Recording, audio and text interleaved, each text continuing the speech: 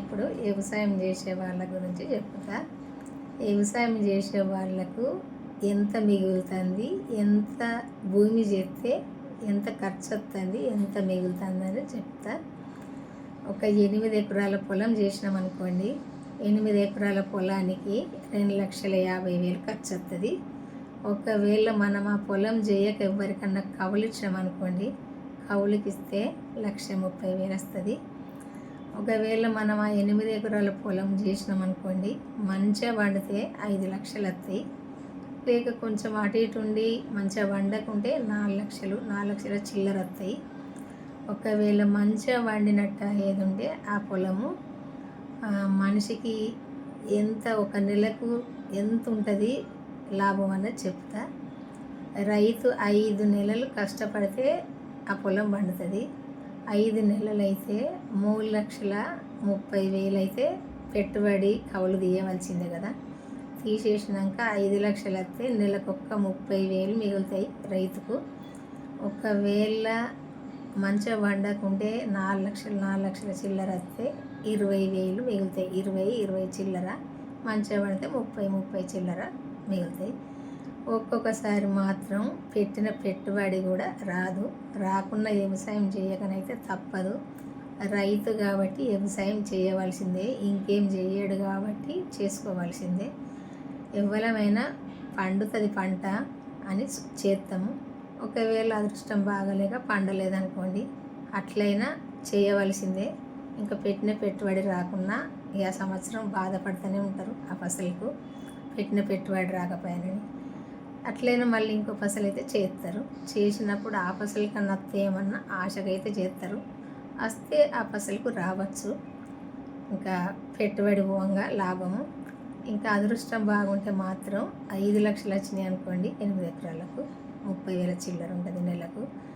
ఇంకా నెలంతా కష్టపడితే 20-30,000 ఉండడం పెద్దదా రైతుకు.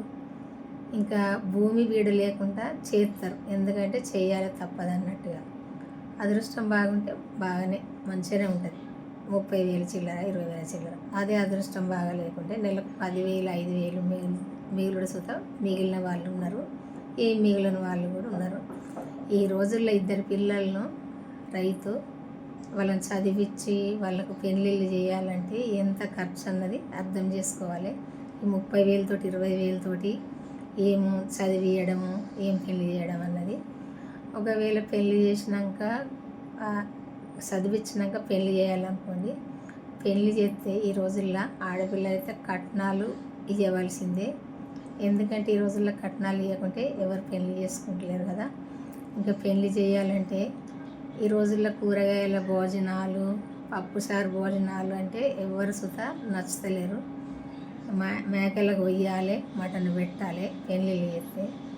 కొంచెం ఏమి లేని వాళ్ళు అయితే ఓ 3-4 గంటలకు కోసి పెళ్ళి చేస్తారు.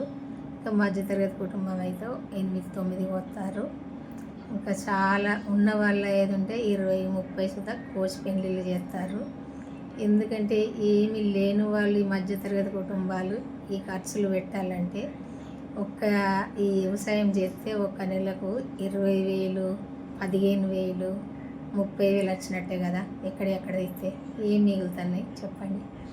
ఇంకా చూసే వాళ్ళు అంటారు కదా, వాళ్ళకి అన్ని అడ్లు పండినాయి, ఇన్ని డబ్బులు వచ్చినాయి, వాళ్ళకి మంచిగా ఉంది పొలము, ఇంకా వాళ్ళు ఇంత సంపాదిస్తారు, అంత సంపాదిస్తారు అంటారు.